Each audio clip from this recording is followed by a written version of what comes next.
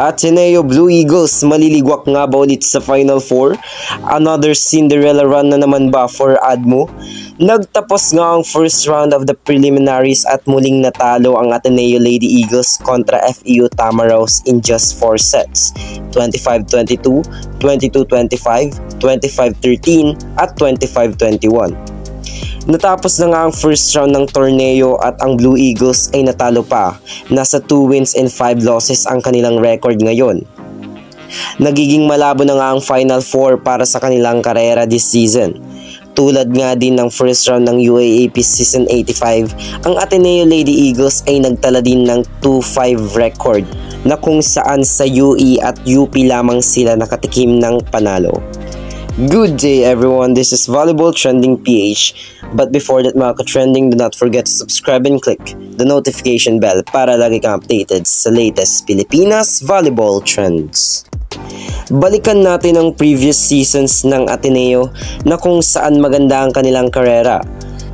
10 years from now ang naging Cinderella run ng ADMO kung saan nakamit nila ang kanilang first championship para sa kanilang universidad kasama si Alyssa Valdez na kung saan ay umiscore ito ng 21 na puntos at 12 digs upang makuha ang kanilang unang titulo sa season 76 ng liga at nagkaroon pa ng back-to-back championship sa season 77 na kung saan ay nasweep nila ang liga at nakapagtala ng 16-0 record.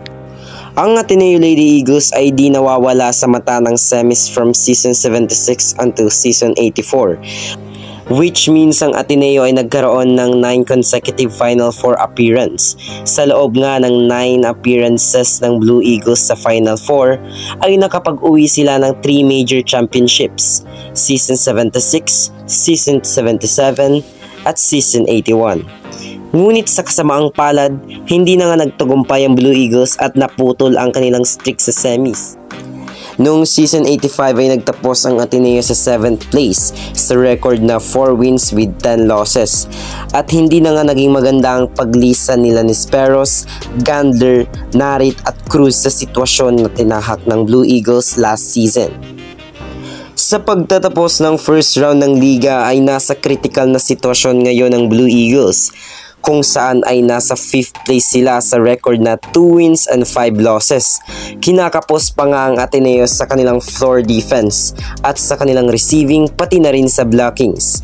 Kung ipagpapatuloy pa rin ng Blue Eagles ang kanilang gameplay this first round, papuntang second round ay tiyak na maliligwak sila sa Final Four.